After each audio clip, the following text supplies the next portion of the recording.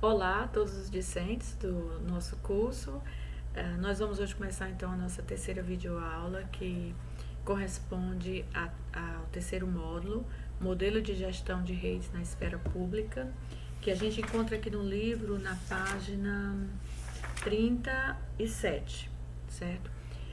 Tem um aspecto que eu gostaria de destacar nessa videoaula sobre essa unidade, que encontra-se aqui na página 38. Tem aqui na figura 3 elementos morfológicos das redes. Então, a gente já viu assim o conceito de rede, a tipologia de redes de acordo com vários critérios, mas em que consistem as redes, né? Então, as redes interorganizacionais, redes compostas por várias organizações, elas são integradas e coordenadas por meio de estruturas.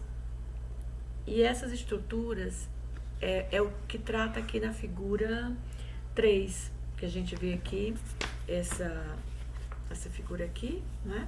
E abaixo, a autora, então, ela nos oferece os aspectos que ela chama de morfológicos da rede, os aspectos que compõem uma rede. Então, são os nós, as posições, as ligações e os fluxos. Então, quando a gente fala em rede, a gente fala de nós de rede, que é até a gente pode até pensar assim, fazendo uma analogia, a rede de pescar, que é uma rede composta de vários nozinhos, não é isso? Que vão unindo ali, criando aquela vasta estrutura, tá certo? Que está interligada por nós, os fios ficam interligados por nós. Então, o que representam os nós? Ele representa uma empresa ou uma atividade entre essas empresas. Eu acho até que essa nomenclatura não é muito apropriada para o nosso curso. Eu acho que deveria ser uma organização ou uma atividade entre organizações. Aqui na figura existe um centro, que é mais escuro e mais oval, assim, que poderíamos pensar numa organização âncora, né? Uma organização mais importante dentro dessa rede.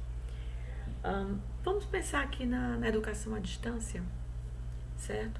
A gente poderia pensar aqui, dentro do Ministério da Educação, na educação à distância, o centro é a CAPES. A CAPES é que faz as diretrizes, elabora essas diretrizes para os outros membros da rede. E esses cursos à distância que são oferecidos, eles acontecem porque, através de editais, as universidades públicas, elas recebem um valor, né, uma verba, para poder viabilizar esse curso através das bolsas que são, então, concedidas às pessoas que trabalham nesses cursos. Então, os nós, eles são representados por uma organização ou uma atividade entre essa organização. Então, os nós são representados por esses pontos. E as posições? A posição de um autor na rede é compreendida pelo conjunto de relações estabelecidas com outros atores da rede. Por exemplo, aqui, não é? Vamos dizer que no centro seja a CAPES. Poderia ser um hospital, poderia ser no caso do mundo privado, poderia ser uma grande empresa, né? Mas poderia ser uma prefeitura, na gestão municipal, poderia ser até um governo estadual ou uma região, né? Então, ali nós temos essa estrutura que está mais escura, né? O centro aqui nessa figura. Então, temos as outras posições, e a gente vê, vocês percebem que as posições mais próximas à estrutura, ela tem um azul mais claro e depois um azul mais claro e lá no final só o círculozinho branquinho. Então, quanto mais ela se distancia do centro, menos atividade ela vai ter em relação ao centro. E ela, então, na conotação aqui da figura, ela vai, como que diz, botando a cor, mostrando que há, assim, vai criando esse distanciamento. Então, vamos dizer que aqui nós temos a CAPES e gravitando no primeiro nível, na primeira geração, são as universidades federais, ou as estaduais, as universidades que fazem parte do sistema EAD. Depois a gente poderia colocar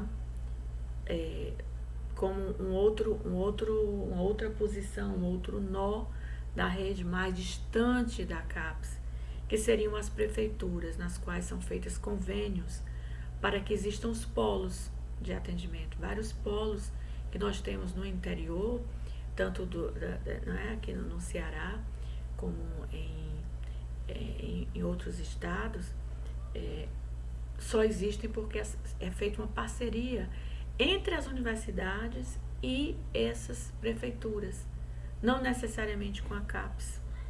E tem os próprios polos, que aí vão ficando mais distantes do centro, né? Às vezes também a gente percebe que nessa figura um nó apenas se comunica com outro nó, né? Não necessariamente ele vai voltar lá para o centro da atividade, que no caso nós estamos fazendo a analogia aqui da educação à distância, tá certo? Mas poderia ser um fornecedor, por exemplo, um hospital, tem convênio, uma prefeitura tem convênio com vários hospitais, que tem convênios com laboratórios que funcionam dentro dos hospitais, e que tem contratos com cooperativas de médicos que fornecem serviços para os hospitais, fornecedores também de equipamentos farmacêuticos. Então, outros insumos que o hospital necessita, aí tem a lavanderia, então tem várias organizações que vão gravitando em função daquela atividade. Então, as ligações ou conexões, como eu falei, elas vão ficando cada vez mais tênues quando se afasta, quando aquela organização está muito distante do centro da rede. E os fluxos por onde fluem os recursos, as informações, os bens, os serviços. Então, de um nó para o outro, o fluxo pode ser bastante ativo, já para outro não. Esse fluxo de informação não é tão grande. Às vezes nos polos, por exemplo, não há muito conhecimento do que está acontecendo em termos das diretrizes da CAPES para os cursos. Ele está ali operacionalizando o funcionamento do curso, no atendimento aos discentes e outro, para as avaliações presenciais, coisas desse tipo, né? Então, aqui essa figura é muito importante para o entendimento da rede, esses elementos morfológicos, os nós, as posições, os fluxos, as ligações, ok? Então, é muito importante que vocês reflitam isso. Nas páginas seguintes aqui dessa unidade, fala-se aqui de também uma certa tipologia de redes, de acordo com esses aspectos morfológicos, né? De como é que flui esses aspectos morfológicos. Eu queria destacar dois tipos de redes, que é a rede chamada teia de aranha e a rede chamada raio de sol. A teia de aranha é uma rede cujo exemplo clássico é a internet, porque os atores que compõem essa rede, eles não têm essa diferenciação como eu mostrei na figura anterior, onde existe um ator central, existe outros atores na rede, que são ilustrados pelas posições, que tem papéis mais secundários e papéis mais centrais, né? Na rede teia de aranha, tudo flui igual, todos os atores são importantes, não é? Então, aqui está mostrando, por exemplo, uma rede que trabalha o tema desenvolvimento científico e tecnológico envolvendo órgãos públicos, uma rede de pesquisa. Por exemplo, a rede de pesquisadores do CNPq. Então, é uma rede cujos os pesquisadores estão no mesmo,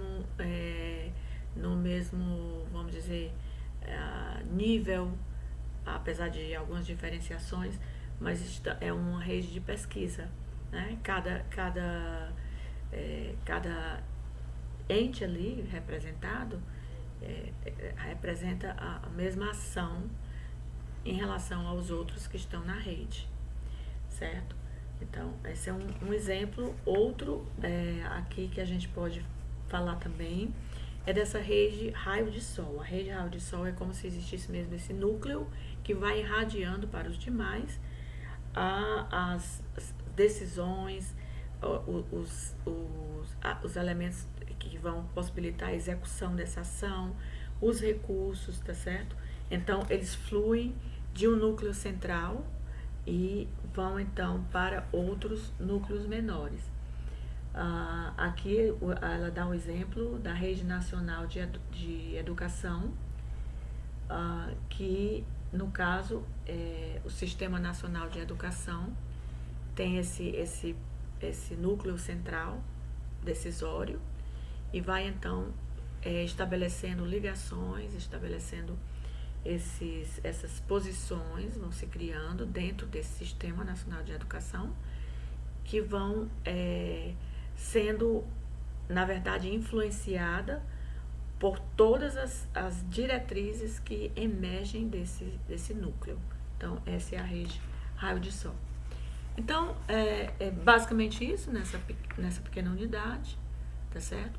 Lógico que eu enfatizo bastante a leitura, para que a gente possa ter mais clareza sobre essa tipologia de rede de acordo com os seus aspectos morfológicos, ok?